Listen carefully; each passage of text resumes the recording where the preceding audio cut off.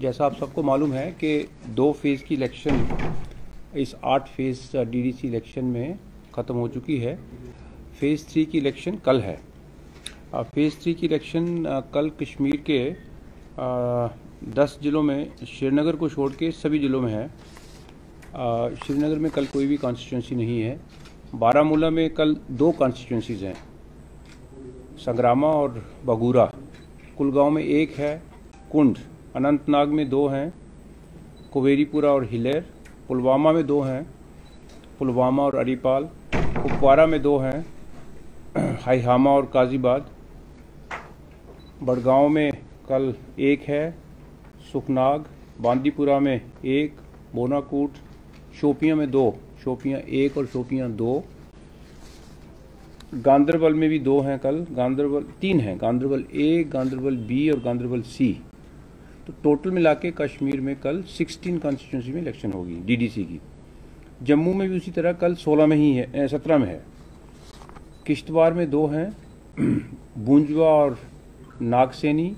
डोडा में 2 में है, भद्रवा ईस्ट और भद्रवा वेस्ट। रामबन में 1 जगह में है, गूल में। रियासी में 2 जगह में है, माहौर और थुरू में। कठुआ में भी कल 2 जगह में है, बसोली में और बिलावर में। सांबा में 2 जगह में है, बीजेपुर ए, बीजेपुर बी। जम्मू में 2 जगह में है, बालबाल में और मर में। राजौरी में 2 जगह में है, बुद्धल ओल्ड ए और थाना मंडी। और पुंछ में 2 जगह में है, लोरान में और मंडी में। तो टोटल मिला के 33 कॉन्स्टिट्यूंसीज डीडीसी की। जैसा आपको मालूम है कि हर एक ज़िले में 14 कॉन्स्टिट्यूंसी हैं और टोटल मिला के डीडीसी की 280 कॉन्स्टिट्यूंसी हैं। तो कल जम्मू कश्मीर में फेज़ 3 में 33 कॉन्स्टिट्यूंसी में जम्मू और कश्मीर के दोनों डिवीज़न में कल इलेक्शन होगी। पोल टाइमिंग सभी को मालूम है, लेकिन आपके मीडियम के थ्रू और आपका बहुत बहुत धन्यवाद उसके लिए, हम लोगों को फिर बताने का मौका मिलता है। जो इलेक्शन रिलेटेड हमारी इन्फॉर्मेशन होती है, 7 बजे से लेकर 2 बजे तक पोलिंग होगी कल डीडीसी इलेक्शन की। और कैंडिडेट के कितने हैं वो अभी बताते हैं, लेकिन उसके साथ साथ ही जो सरपंच की वैकेंसीज़ हैं इन कॉन्स्टिट्यूंसीज़ में और जो 5 कॉन्स्टिट्यूंसीज़ हैं उसमें भी जहां पर 1 से ज़्यादा कंटेस्टिंग कैंडिडेट्स हैं वहां पर इलेक्शन होंगी। कुछ ऐसे हमारे इलाके हैं जहां पर सरपंच अनअपोज्ड ऑलरेडी इलेक्ट हुए हैं और उसी तरीके से अनअपोज का मतलब है एक ही कैंडिडेट था तो वो इलेक्ट हुआ। और इसी तरीके से 5 कॉन्स्टिट्यूंसी में भी कुछ जगह में पंचेस अनइलेक्टेड अपोज हुए हैं। उसका डेटा जो हम आपको प्रेस रिलीज दे रहे हैं थोड़ी देर के बाद में, उसके बीच में लिखा हुआ है। डिस्ट्रिक्ट डेवलपमेंट काउंसिल जो एक जनरल इलेक्शन है और बड़े हायर लेवल की इलेक्शन है, पहली बार जम्मू कश्मीर में। उसमें जैसा मैंने कहा कि 33 कॉन्स्टिट्यूंसीज कल इलेक्शन होगी। इसमें 305 कैंडिडेट इलेक्टोरल फ्रे में है डिस्ट्रिक्ट डेवलपमेंट कॉन्स्टिट्यूंसीज के लिए। इसमें जो कश्मीर की 16 हैं उसमें 166 कैंडिडेट हैं और जो जम्मू की 17 हैं उसमें 139 कैंडिडेट हैं। So to put it in English, total 305 candidates are in fray, which includes 160 candidates from Kashmir division for 16 constituencies and 139 candidates from Jammu division for the 17 constituencies in Jammu province. Male female candidates कल की जो district development council की election है सब मिला के 305 candidate में से 252 मेल हैं और 53 are female candidates. Sarpanch bypoll कल जो होगी वो फेज़ 3 में 126 टोटल थी कॉन्स्टिट्यूंसीज जहाँ पर होनी थी, लेकिन 40 सरपंच अनअपोज्ड इलेक्ट हुए। तो कल की इलेक्शन जो है वो 66 कॉन्स्टिट्यूंसी में होगी, 4 दिसंबर वाली, 4 दिसंबर टुमारो या। और इसमें 66 कॉन्स्टिट्यूंसीज के लिए 184 कैंडिडेट हैं सरपंच के लिए। इसी तरीके से जो 5 कॉन्स्टिट्यूंसीज हैं उसमें सब मिला के 749 कैंडिडेट्स हैं और इसमें 558 मेल्स हैं और 191 फीमेल्स हैं। कल की जो है ये फेज़ 4 में 327 वैकेंट सीट्स थी, ये भी डेटा हम आपको दे रहे हैं। और 5 कॉन्स्टिट्यूंसीज़ के, ये 5 कॉन्स्टिट्यूंसी का था। और मैंने ऑलरेडी बताया कि कुछ सरपंच और कुछ पंच ऑलरेडी इलेक्ट हो गए हैं, उसका डेटा हमने आपको दे दिया है।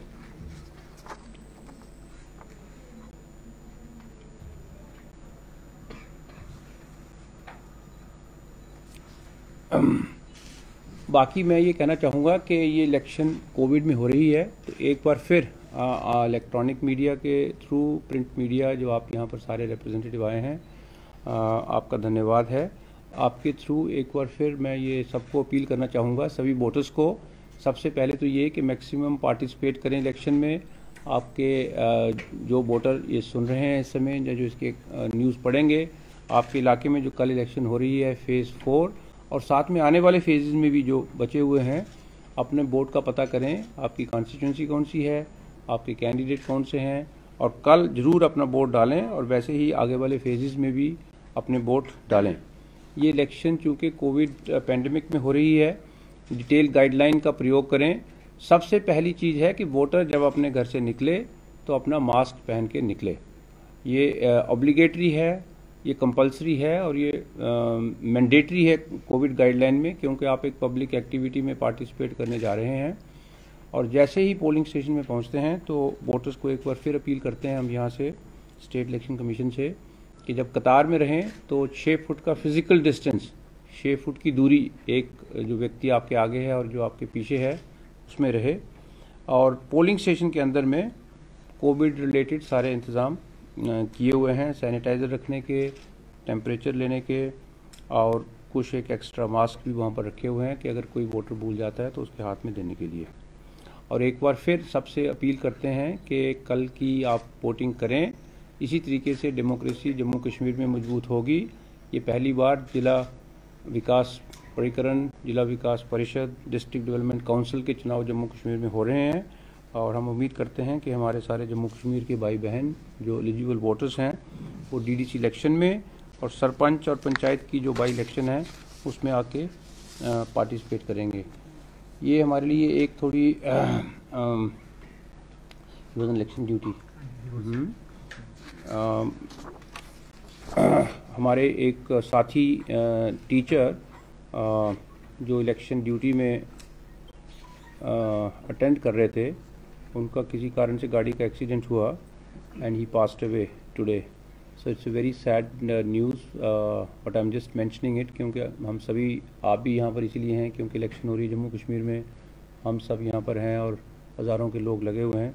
लेकिन एक साथी जिनका नाम मैं यहाँ मेंशन करना चाहूँगा और आप सबसे दरख्वास्त भी करता हूँ कि आप सब उनके आत्मा के लिए शांति की दुआ करें और ये भी भगवान से प्रार्थना करें कि भगवान उनके परिवार को, उनके बच्चों को, उनके जो भी उनके फैमिली में हैं, उनको शक्ति दे कि वो इस सदमे को एक्सेप्ट कर पाएँ। ये टीचर थे, इनका नाम था मोहम्मद इकबाल नायक, गवर्नमेंट हाई स्कूल सरची में, खड़ी में, दिगबोल में कल इनका एक्सीडेंट हुआ और आज सवेरे ये पूरे हो गए हैं। He was going to attend his duties as presiding officer. I think we can all stand for some time in his honour and then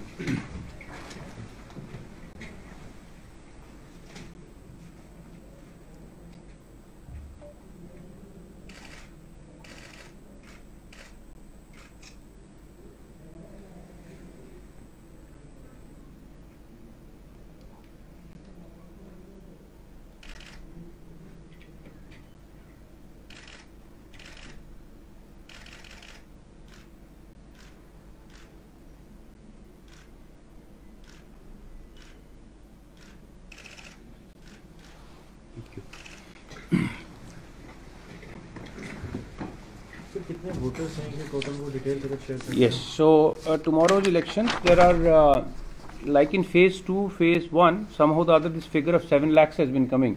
But ये कहना भी आपने अच्छा सवाल पूछा, क्योंकि इससे इलेक्शन का इम्पैक्ट पता चलता है कि कितने लोग पार्टिसिपेट कर रहे हैं। तो कल की इलेक्शन भी जो 33 कॉन्स्टिट्यूंसीज में है, इसके लिए 7,76,648 वोटर्स एलिजिबल हैं, रजिस्टर्ड जो हैं इलेक्टोरल रोल्स में 7,37,648.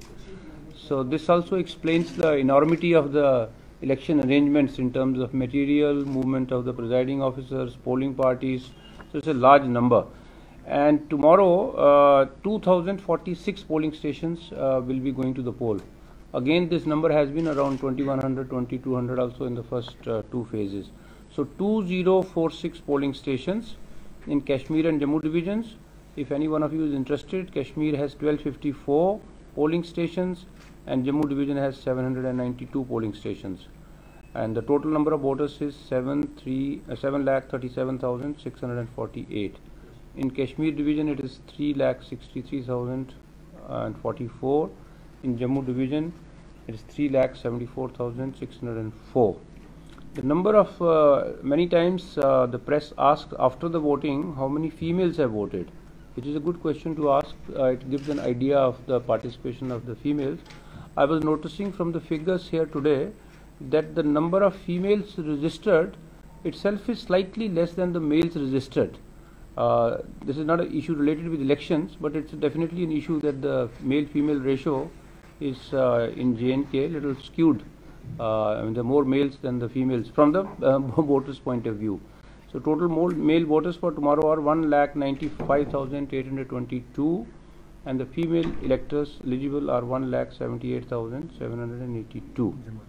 No, sorry, this is in Jammu division. Total, so yes, let me repeat please. So total in Jammu and Kashmir voters are 7,37,648. Out of that, male voters are 3,85,675 and the female voters are 3,51,973.